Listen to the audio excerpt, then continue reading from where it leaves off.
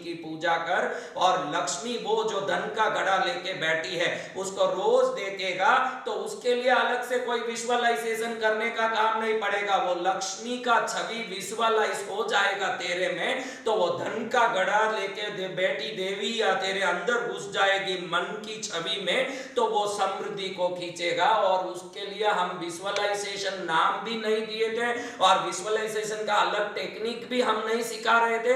हम रोज मंदिर जाते थे, जब भी हमको ज्ञान चाहिए एक पुस्तक और माला रखी हुई देवी को नमस्कार करते, दूध और पानी को अलग करने वाला उसका वाहन हंस को देखते और ईमानदार बनने का, ज्ञानी बनने का शिक्षण उससे लेते। और जब भी हम कमजोर पड़ते तो तलवार, गदा, चक्र, शंख ली हुई भगवती जगदंबिका के चरण में जाते और वो चक्र, शंख, गदा, पद्म से हम शौर्य प्रकट करने वाली उस शक्ति की ऊर्जा को अंदर लेते।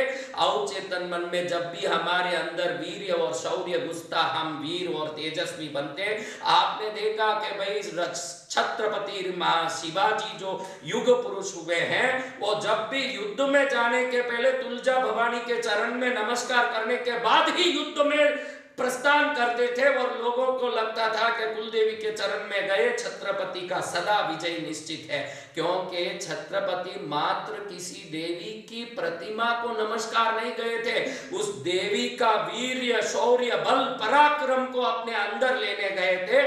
वो हमारा भारतीय विजुअलाइजेशन है जिसको हम अंदर ग्रहण करते थे। आप ध्यान रखिएगा, पाश्चात्य जगत के जितने लोगों के बारे में आज की युवा पीढ़ी मुझे पूछती है कि बिल गेट्स ने कौन सा लक्ष्मी की साधना किया, किसने कौन सा बड़ा, सरस्वती का, आइंस्टीन ने, एडिसन ने, न्यूटन ने साधना किया, वो बड़े ज्ञानी हो गए। वैसे ज्ञानी तो कल ही मैंने प्रवचन में बताया कि शून्य का आविष्कार हमने किया है महाराज। भृगु संहिता पढ़ो, जितने सारे चीजें मिलेगी आपको। आप रावण संहिता पढ़ो, पुष्प विमान बनाने तक के विधि विधान कई पुस्तकों में मिलता, आप उसको पढ़ो। आप पढ़ोगे तो देखोगे कि फ्लाइट उड़ने के तरीके से लेके उसके पहिए बनाने के तरीके तक आपको भारत के ग्रंथों में आपको बता देता हूं।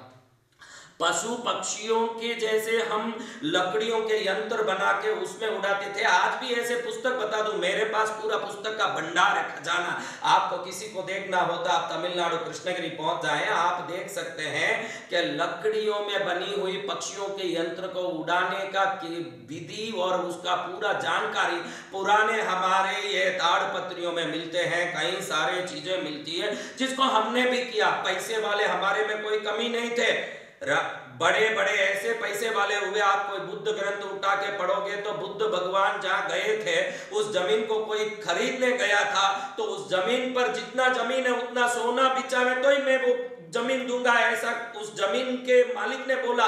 तो हमारे उस खरीदार व्यक्ति ने पूरे जमीन पर सोने का सिक्का बिछाया और जितना जमीन था उतना सोने का सिक्का बिछा के उस सिक्के को प्राप्त करने के बाद ही जमीन के मालिक ने इसको वो जमीन दिया, क्योंकि बुद्ध के चरण स्पर्श से वो जमीन पवित्र हुआ था।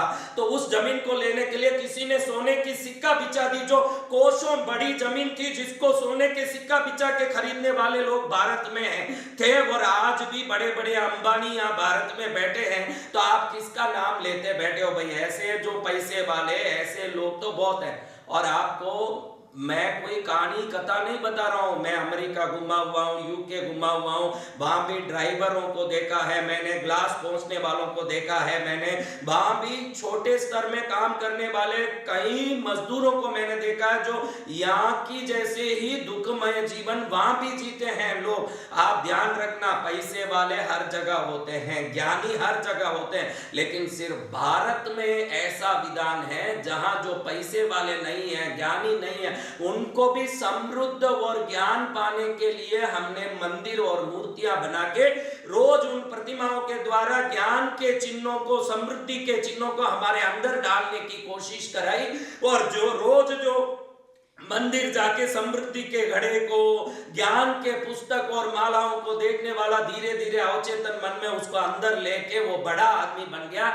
पाश्चात्य देशों में ऐसी कोई विजुअलाइजेशन की व्यवस्था नहीं है। वो जो नहीं है उसको विजुअलाइज कराना सिखाते हैं कि भाई तेरे को मर्सिडीज कार चाहिए क्या, तो ऐसे सोच के मर्सिडीज कार है, लाल कलर का है और उसमें सीट इस रंग के हैं, उसमें ये स्टीरियो लगी हुई है, उसमें से ये गाना चल रहा है और उसका ऐसा रूप रंग है, ऐसे विजुअलाइज कर। हमारे भारतीय परंपरा ने ऐसे नहीं होने वाली वस्तुओं को विजुअलाइज करने नहीं सिखाया, वस्तुओं को सामने रख के उसको देखना सिखाया। मूर्ति पूजा का कोई रहस्य समझ लेगा कि हमको जो चाहिए हम उसी मंदिर में जाते हैं। आप देखेंगे कि जिसको जो चीज की कमी है उसको पूरी करने वाली देवताओं के पास वो पहुंचता है। जिसको डर लगता है वो भैरू जी के पास और दुर्गा के पास पहुंचता है। जिसको ज्ञान चाहिए वो सरस्वती के पास पहुंचता है। जिसको समृद्धि चाहिए वो लक्ष्मी के पास पहुंचता है। जिसको पूर्णता चाहिए, मोक्ष चाहिए, वो राम, शिव, शंकर, जहां पहुंचना, महावीर, गुरु नानक, बुद्ध के पास पहुंचता है।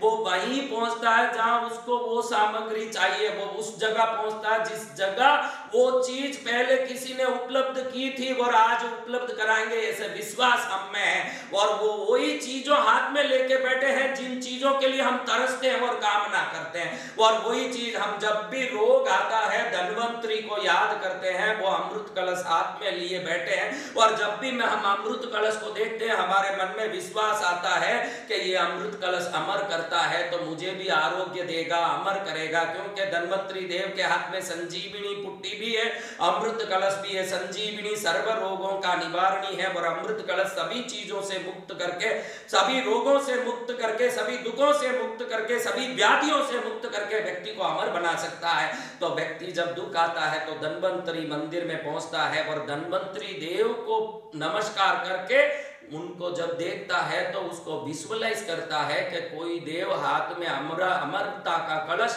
और व्याधि निवारण की बुट्टी, बुड़ी जड़ी बूटी लेके बैठे हैं, तो वो देवता से मेरा